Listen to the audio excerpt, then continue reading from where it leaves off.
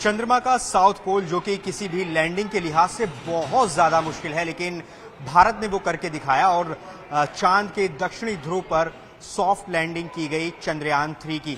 लेकिन ये दक्षिणी ध्रुव क्या है, इसका क्या रहस्य है और वहां पर कोई भी मिशन क्यों कामयाब नहीं हो रहा था, कितना मुश्किल है, इन्हीं सब बातों पर बातचीत करने के लिए हमारे साथ मौजूद हैं नेहरू तारामंडल के एक्सपर्ट प्रेरणा चंद्रा जी। मैम, सबसे जरूरी सवाल, हम सब ने देखा कल वो ऐतिहासिक लम्हा, विक्रम लैंडर ने सॉफ्ट लैंडिंग की, अब रोवर भी निकल गया, लेकिन ये साउथ पोल क्यों इंपॉर्टेंट है और अभी तक कोई भी मिशन वहां क्यों कामयाब नहीं हो रहा था?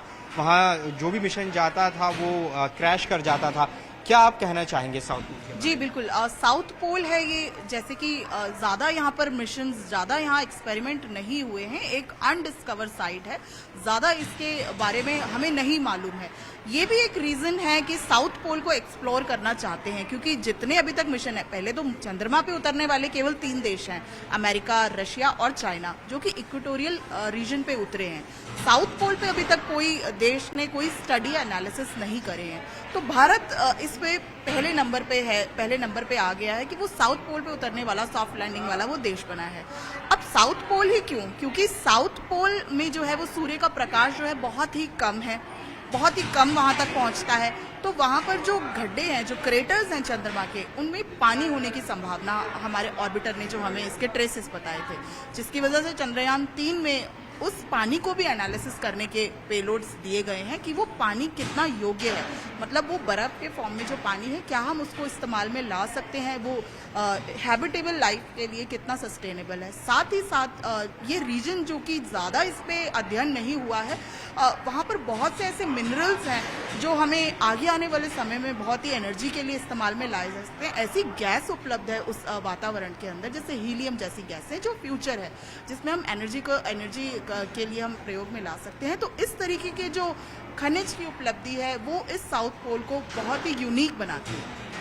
मैम, अभी तक बहुत बड़े बड़े देश साउथ पोल पर लैंड नहीं कर पाए थे, सॉफ्ट लैंड। भारत पहला देश बना है, तो क्या कुछ साउथ पोल पे क्या ऐसी चीज़ है कि वहाँ पर लैंड ही नहीं कर पाता था कोई भी मिशन और क्रैश हो जाता था? मुश्किल है वो बहुत, जो वो सतह है, वो हिस्सा चांद का कितना मुश्किल? जी, साउथ पोल जो कि बहुत ही एक अनआइडेंटिफाइड है, हमारे पास आंकड़े उपलब्ध नहीं है कि उसका एनालिसिस कर सके, जबकि ऑर्बिटर ने हमें वहाँ जो हमें ट्रेसेस दिए थे अपने चंद्रयान 1 में और चंद्रयान 2 में हमारा ऑर्बिटर काम कर रहा था, उससे मालूम पड़ा था कि वहाँ गड्ढे जो हैं वो बहुत बड़े, मतलब रीजन जो है वो बहुत ही अनडिस्कवर्ड है, साथ ही साथ बहुत ही कठिन है। तो एक बहुत बड़ी चुनौती थी ये चंद्रयान 3 के लिए उस सतह पर उतरना। आगे आने वाले समय में बाकी देशों के लिए आसानी होगी, क्योंकि चंद्रयान 3 जिस तरह के एनालिसिस वहां पर करेगा, वो डेफिनेटली इस एरिया को बेहतर एक्सप्लोर करने में, बेहतर समझने में मदद करेंगे। हम एक और चीज, जो ये प्रज्ञान रोवर है, अब ये भी एक्टिवेट हो चुका है, लेकिन चंद्रयान 2, क्या ये रोवर चंद्रयान 2 के बारे में कोई जानकारी जुटा पाएगा? क्या ये उसको तलाश कर पाएगा? क्योंकि हमने देखा चंद्रयान 2 सफल नहीं हो पाया था, क्रैश हो गया। क्या आप कहना चाहेंगे, क्या ये ढूंढने की इसमें अभी क्षमता है, क्या ढूंढ पाएगा? हाँ, क्योंकि उसके ट्रेसेस, जो चंद्रयान हमारा 2 विफल रहा था, उसके ट्रेसेस का पता तो अमेरिका की जो एजेंसी है, स्पेस एजेंसी नासा के जो प्रोब्स हैं वहां पर, उन्होंने भी उसके ट्रेसेस बताए थे कि वो वहां पर है। क्योंकि हमारा प्रज्ञान जो है वो अलग तरीके के एक्सपेरिमेंट करेगा वहां पर, बेसिकली ये कॉम्पोजिशन, मिनरोलॉजी, वहां का वातावरण, इन जैसे एक्सपेरिमेंट करेगा, और प्रज्ञान का दायरा जो है वो बहुत ही सीमित दायरा रहेगा। तो ऐसा नहीं है कि ये पूरे एरिया में चलकर एक्सप्लोर कर सकता है, ये विक्रम से एक सुनिश्चित दूरी पे 500 मीटर के दायरे पे जो है घूमेगा। तो ये मुझे नहीं पता कि वो चंद्रयान 2 के ट्रेसेस को ढूंढ पाएगा या नहीं ढूंढ पाएगा, बट जो आंकलन हमारा प्रज्ञान करेगा वो डेफिनेटली यूनिक होंगे और आगे आने वाले समय में हमारे अध्ययन के लिए, मतलब हमारे अनुसंधान के लिए बहुत ही प्रयोग में लाए जाएंगे।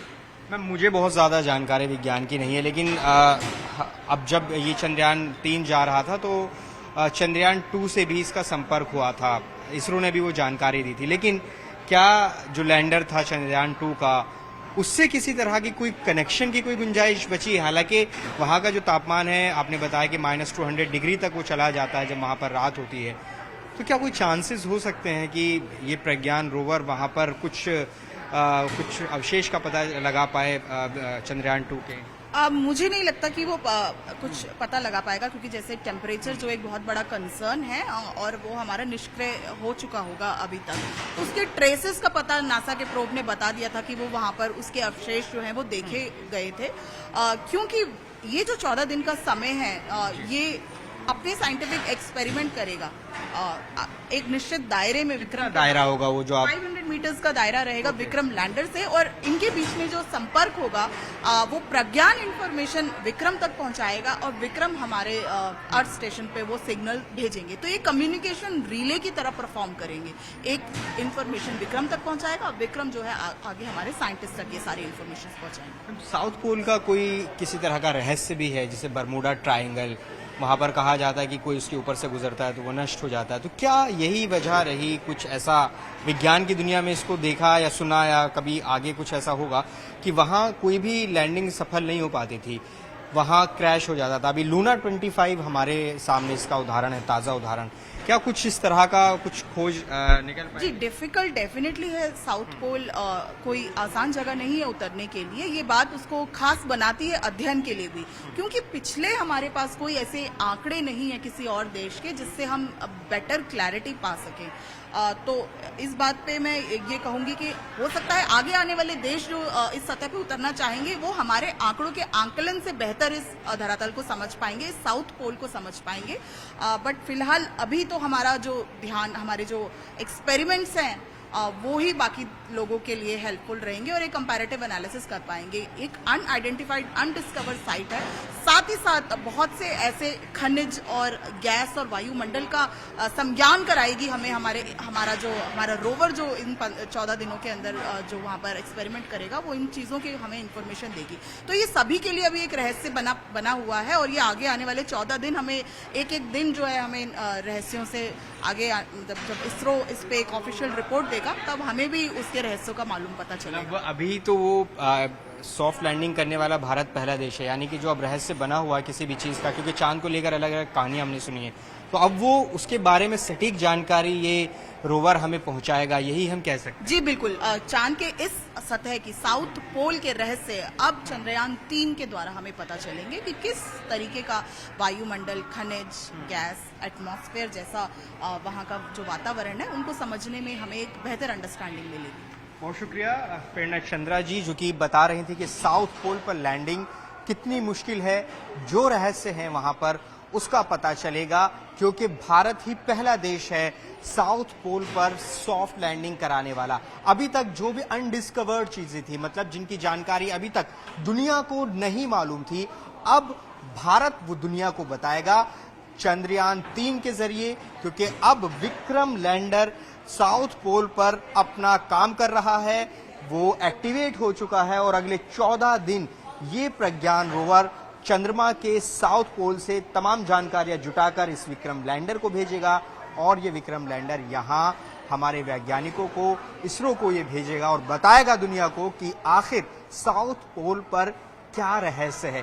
क्या जो चंद्रयान 2 है उसको लेकर बताया गया एक्सपर्ट्स की तरफ से कि उसके अवशेष का पता तो नासा की एजेंसी ने पहले भी लगाया था कि उसके अवशेष, वहां चंद्रयान 2 के अवशेष देखे गए हैं, लेकिन एक्सपर्ट्स कह रहे हैं कि ये जो रोवर है इसका एक दायरा सीमित है, मतलब विक्रम लैंडर से 500 मीटर की हद में ये रोवर काम करेगा और उसके आसपास से तमाम जानकारी साउथ पोल की जुटाएगा और तमाम वो जानकारियां दुनिया के सामने आ सकेंगी जो अभी तक रहस्य बनी हुई थी साउथ पोल की।